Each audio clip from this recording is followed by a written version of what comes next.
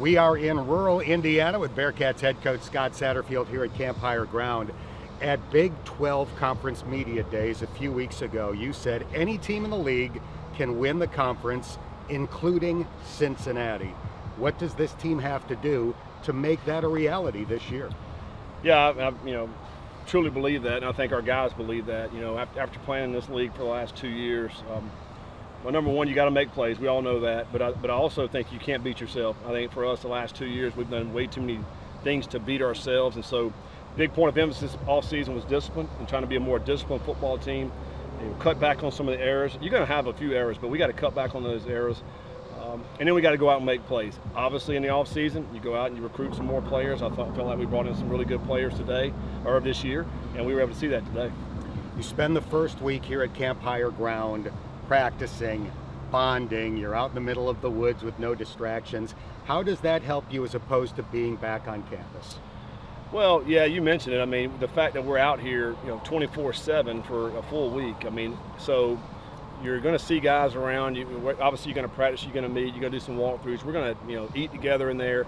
Then in the evening time, you're going to be able to hang out a little bit. We play some fun games. We got some cornhole. We just sit around and talk life.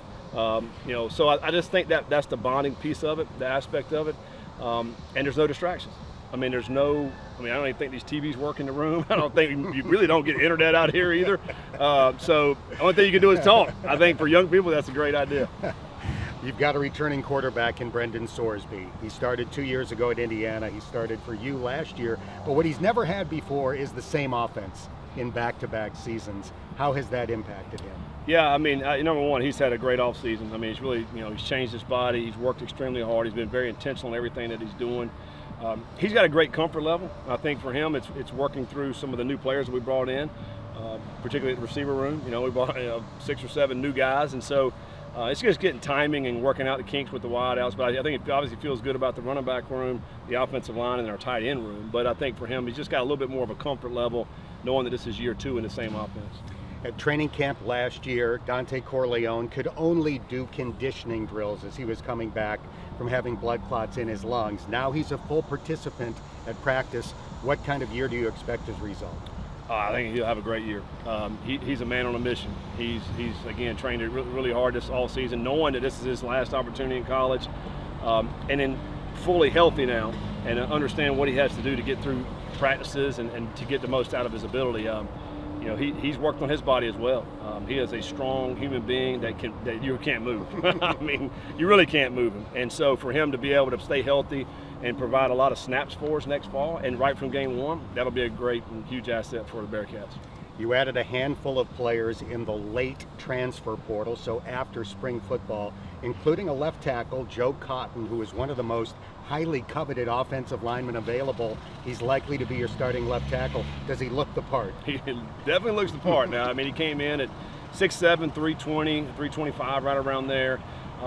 He had a good summer. His squat went up, I think, 100 pounds. From what he was when he first got here, and that's in a short period of time. Only in about 2.5 months, and so he's fit in right with the O-line. I love how he's fit in. Gavin Gerhardt, one of our best leaders on our team, took him under his wings, and him and Tyron Teo and both of those guys have fit. It's like they've been here for 3 or 4 years. I love the way they work. I love how they care about each other. He'll have a great year for us, and he'll be should be a great player at the left tackle. A lot of colleges open the season with smaller college opponents or sometimes smaller division opponents. Not Cincinnati this year. 1 month from tonight, Nebraska at Arrowhead Stadium. How does that affect the team over the next month? Yeah, it's you got to be ready to roll. I think for us, and as we talked about today in our first team meeting, there's a sense of urgency right now. There's no time to come out here and let's ease into this, and then we'll be okay. We ease into the season. No, you better be in mid-season form. You're talking about a team in Nebraska that had one of their best years in the last decade. Went to a bowl game. They're doing some really nice stuff there. They obviously got all the resources that anybody in the country would have. You play them at a neutral site in a great stadium at Arrowhead. So. On primetime TV. So it's a great opportunity for the Bearcats, and so it's one that we're not taking lightly, and every single day we're training to go out and play a great game.